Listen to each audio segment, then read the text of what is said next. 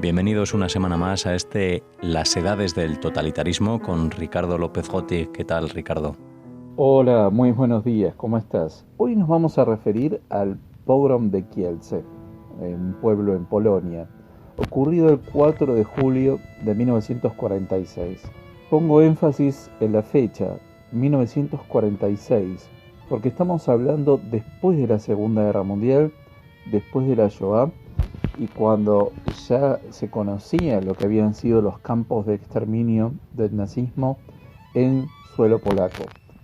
Lo cual nos marca que había un fuerte prejuicio antisemita muy arraigado en la población general en Europa Oriental y que todo lo que había ocurrido con la Shoah y durante la Guerra Mundial no había servido ni había provocado la reflexión sobre lo que significaba el antisemitismo. Este pogrom, primero vamos a ponerlo en el contexto de la época. En términos generales, la población polaca interpretaba que el nuevo régimen comunista, con apoyo de la Unión Soviética, que se estaba estableciendo en Polonia, estaba, digitado por los judíos desde la Unión Soviética. Es decir, de alguna manera se seguía creyendo en que los judíos eran los principales responsables del marxismo-leninismo, que eran los que en realidad digitaban a la Unión Soviética y que el propósito de este régimen comunista no era más que la destrucción del cristianismo en Polonia. Tengamos en cuenta que el polaco se definía étnicamente como católico apostólico romano, es decir, no solo hablaba polaco, sino que también la religión era determinante para la definición de la nacionalidad polaca.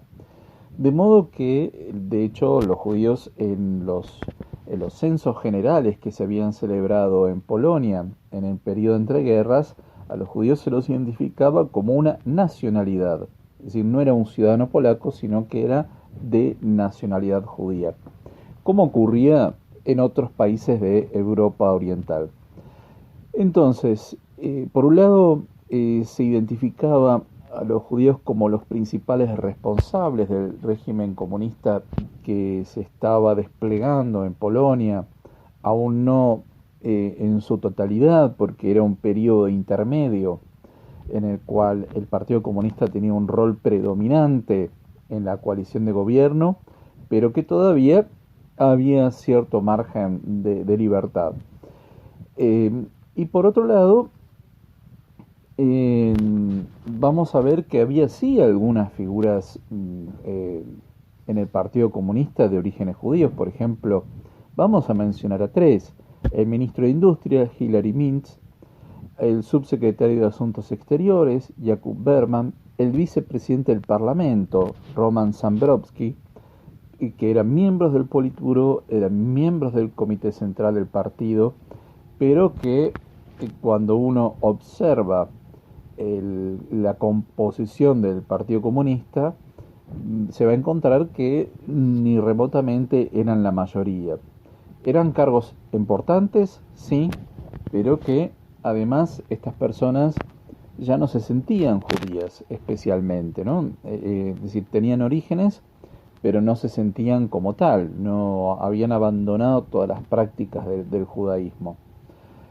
Lo que va a ocurrir es que esta atmósfera política antisemita va a ser fogoneada por aquellos que se oponían al régimen.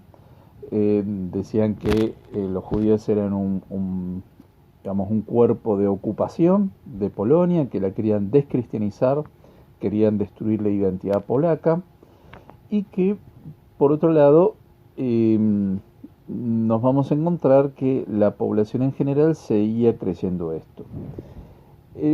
¿Cómo va a ocurrir este pogrom? El 1 de julio de 1946, un niño llamado Henryk Blaszczak desapareció de su hogar. 2 días después, el 3 de julio, este niño reaparece y su padre denuncia que había sido secuestrado por los judíos, la comunidad judía local de Kielce.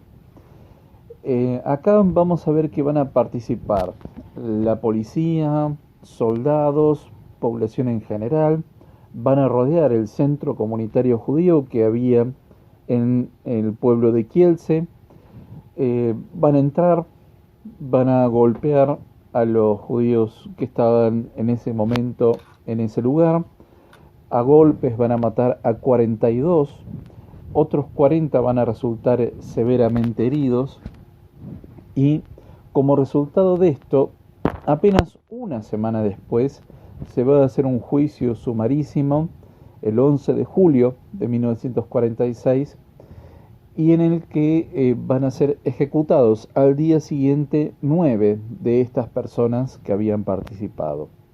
Es decir que primero no hubo un juicio digamos, en el que hubiera otras instancias de apelación, no se hizo el debido proceso, claramente, y que tampoco fueron anoticiados los familiares de estos ejecutados.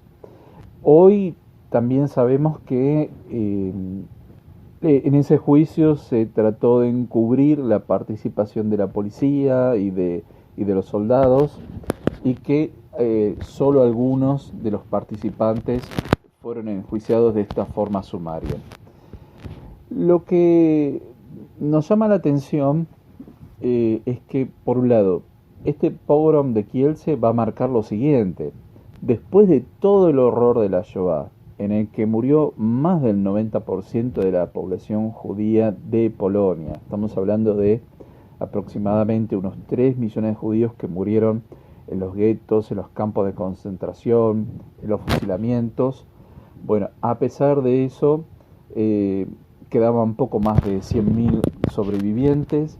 A pesar de eso, persistía esta idea, y el argumento para el pogrom fue que los judíos habían secuestrado a este niño para el asesinato ritual. Es decir, continuaba esta antigua historia circulando todavía en 1946.